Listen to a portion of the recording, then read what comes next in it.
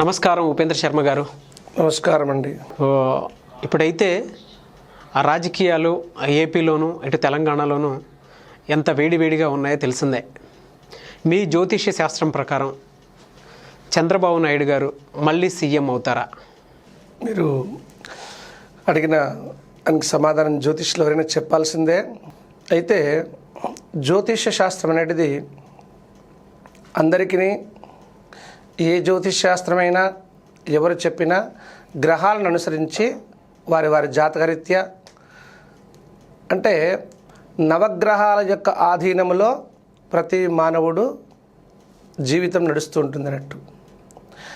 అయితే జన్మలగ్నంలో ప్రతి మానవుడికి జన్మించినప్పుడు ఆ గ్రహాల యొక్క ఫలితాలు అంటే ఏ ఏ గ్రహము ఎలా ఉంటుంది, అతని యొక్క దశలు అంతర్దశలు విదశలను తీసుకొని ఆ దశల ప్రభావంతో ఇలా పైకి మారుతూ ఉంటాడు, ఇతను ఈ విధంగా మారుతూ ఉంటాడు, ఈ గ్రహ ప్రభావంతో ఇతను విద్యాబుద్ధులు వస్తాయి, ఇతను పై ఉద్యోగం చేస్తాడు, లేదు ఇతను ఈ గ్రహం మార్పిడితో విద్య మధ్యలోనే ఆగిపోయి రాజకీయ రంగంలో రాణిస్తాడు అనేది చెప్పడం జరుగుతూ ఉంటుంది.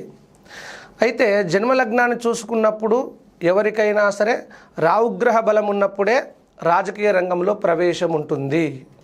రావుగ్రహ బలం లేకుండా ఎవరికి కూడా రాజకీయ రంగ ప్రవేశం అనేదే ఉండదు. మొదటిసారి ప్రప్రథమంగా ఒక వ్యక్తి రాజకీయ రంగంలో రావాలి అంటే అతనికి రావుగ్రహం బలముగా ఉండాలి. రావుగ్రహానికి గురువు తోడైనప్పుడు ఈ యొక్క గ్రహాలు అంటే కొన్ని గ్రహాలు తోడైనప్పుడు అంటే గురుగ్రహం కానీ శుక్రగ్రహం కానీ తోడైనప్పుడు ఇంకా ఆ రంగంలో అంటే రాజకీయ రంగంలో రాజులుగా నియమించడానికి అంటే ఇప్పుడు మనము సీఎం అనుకుంటున్నాం. సీఎం అంటే ఒక రాష్ట్రానికి రాజు లాంటి వాడే. పూర్వకాలంలో మన భారతదేశం అంతా రాజుల పరిపాలన కాబట్టి ఆ యొక్క రారాజులు యొక్క జాతకాలని అంటే రాజుల బిడ్డల యొక్క జాతకాలని ముందే నిర్ణయించి ఇతడు యువరాజుగా పనికి వస్తారని చెప్పేవారు. అలా నిర్దేశింపడ్డది. అయితే ఆ గ్రహాల ప్రభావాన్ని తీసుకున్నప్పుడు వీళ్ళంతా ఇప్పుడు రాజకీయ రంగంలో ఉన్నోళ్ళే కాబట్టి మనం కొత్తగా చెప్పాల్సింది ఏం లేదు. కాకపోతే నడుస్తున్న గ్రహం యొక్క జాతకరీత్యా ఇప్పుడు అతని జన్మలగ్నంతో చూసుకున్నా నడుస్తున్న గ్రహచార స్థితిని చూసుకున్నా సరే చంద్రబాబు నాయుడు గారికి గ్రహాల ప్రభావము సంపూర్ణంగా ఉన్నది.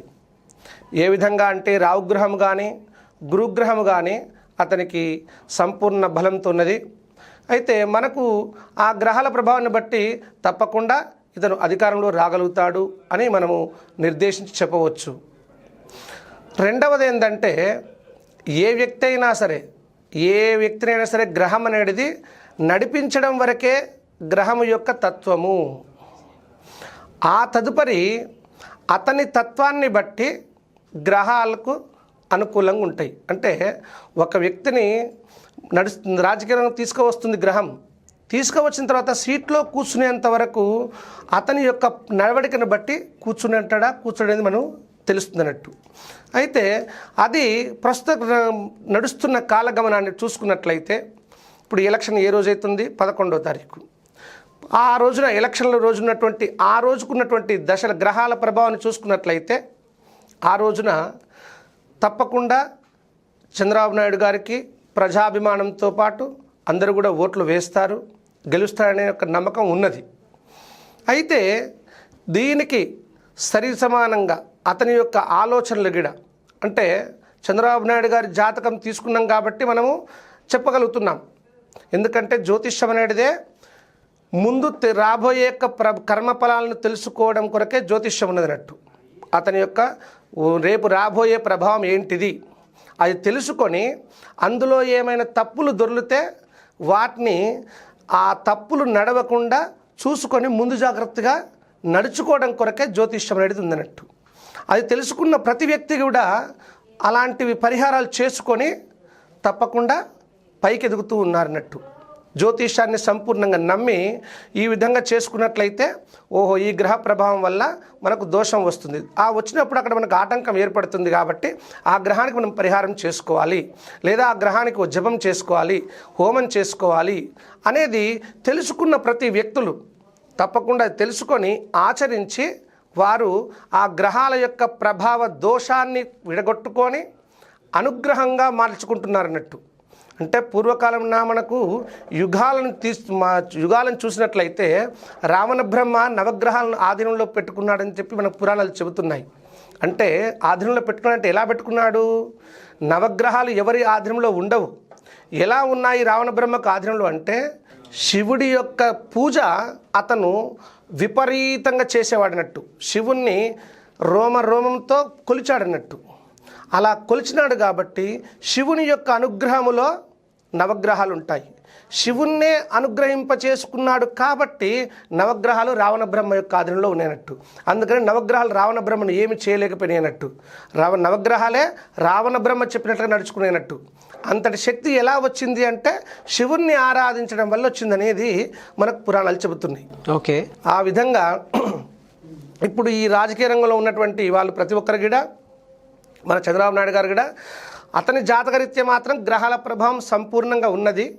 తప్పకుండా ఆ గ్రహాల ప్రభావాన్ని అతని జాతకరీత్యా కానీ ఎలక్షన్ జరిగే రోజున ఉన్నటువంటి గ్రహాల ప్రభావాన్ని చూసుకున్నా కానీ చంద్రబాబు నాయుడు గారు తప్పకుండా మళ్ళీ ఆ యొక్క అధికారంలో రాగలుగుతాడనేది మనకు జ్యోతిష్యం చెబుతున్నది. 175 స్థానాల్లో ఆయనకి ఎన్ని వస్తాయంటే ఏం చెప్తారండి? 175 స్థానాల్లో అంటే ఇప్పుడు ప్రతి వ్యక్తి కూడా నేను చెప్పిన అంటే చెప్పినటువంటి జ్యోతిష్కులు చెప్పిన అందరి యొక్క చూసినట్లయితే అతనికి 90 నుంచి 95 స్థానాల వరకు మాత్రము తప్పకుండా వస్తాయి. ఎందుకొరకు అంటే గ్రహాల ప్రభావాన్ని మనము అంచనా వేసుకొని చెబుతున్నటువంటిది ఇది.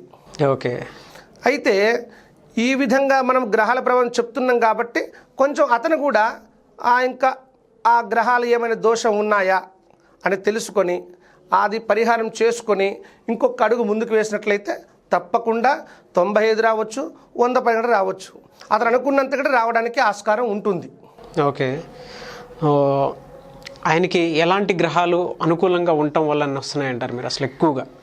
ఇప్పుడైతే అతనికి రాజకీయ రంగ ప్రవేశముకు కావాల్సినటువంటి రాహుగ్రహం బలంగా ఉన్నది, గురుగ్రహం బలంగా ఉన్నది, శుక్రగ్రహము బలంగా ఉన్నది. అంటే ఈ 3 గ్రహాలు ఎక్కువగా ఫలితాలను ఇస్తాయి రాజకీయ రంగంలో. ఆ 3 గ్రహాలు కూడా చంద్రబాబు నాయుడు గారికి దోషంగా ఏం లేవు, అతనికి అనుగ్రహంగానే ఉన్నాయి. అయినా సరే ఇంకా కూడా కొంచెం వాటికి కావలసినటువంటి ఏమైనా చిన్న చిన్న పరిహారాలు చేసుకున్నట్లయితే, లేదా ఇప్పుడు వాక్ అనేది చాలా ప్రభావం ఇస్తున్నట్టు. అయితే విమర్శన చేసినప్పుడు గ్రహాలు మనకు అనుగ్రహించవు కొన్ని సందర్భాలలో. ఏ మనిషికైనా సరే ఇప్పుడు మనకు పురాణాలు కానీ వేదం కానీ ఏం చెప్పిందంటే ఒక వ్యక్తిని దూషిస్తే ఆ దూషణ ఏమవుతుందంటే మనకు రావాల్సిన పుణ్యాన్ని ఆపుతాయంట. అలా ఇతను విమర్శన చేయడం కన్నా ప్రజలకు అతను ఏం చేస్తున్నాను, నేను చేయాల్సింది ఏంది, నేను ఇది చేస్తాను మీకు అని ఆ విమర్శనను వదిలేసి ప్రజలకు కావాల్సింది ఏందో అది అతను తప్పకుండా చేసేవాడు కాబట్టి అతను చేస్తాడు కూడా. ఆ చేసేదాన్ని ఒక నమ్మకంగా ప్రజలకు ఇచ్చి ఆచరించినట్లయితే గ్రహాల యొక్క అనుగ్రహం సంపూర్ణంగా కలుగుతుందని నాకు తెలిసిన జ్యోతిష్ శాస్త్ర ప్రకారం. ఆయన ఎలాంటి పరిహారాలు చేసుకుంటే మంచిదంటారు? ఆయన ఎలాంటి పరిహారం అంటే ఆయనకు ప్రస్తుతం ఇప్పుడు రావుగ్రహ రంగం ప్రవేశం ఉన్నది కాబట్టి రావుగ్రహం కాకుండా కానీ గురుగ్రహానికి శుక్రగ్రహానికి పరిహారం చేసుకున్నట్లయితే సీఎం అయ్యే అవకాశాలు 100కి 100 పాలు ఉంటుందన్నట్టు. ఎందుకొరకంటే ఇప్పుడు 175 స్థానాలకు అతను పోటీ చేస్తున్నాడు. 175 స్థానాల్లో ఆ ఎలక్షన్ జరిగే రోజున ఇతని ఒక్క జాతకాన్ని మనం తీసుకోవడానికి లేదు కదా. ఎమ్మెల్యేలు ఇప్పుడు ఎంపీలు వాళ్ళు ఉన్నారు, అతనికి సంబంధించిన ఎమ్మెల్యే ఉంటుంది. అంటే ఇప్పుడు 175 మంది ఎమ్మెల్యేల జాతకం కూడా అతనికి అవసరం అన్నట్టు. అవునండి. అంటే ప్రత్యర్థి ఎవరో మనకు తెలియదు కదా.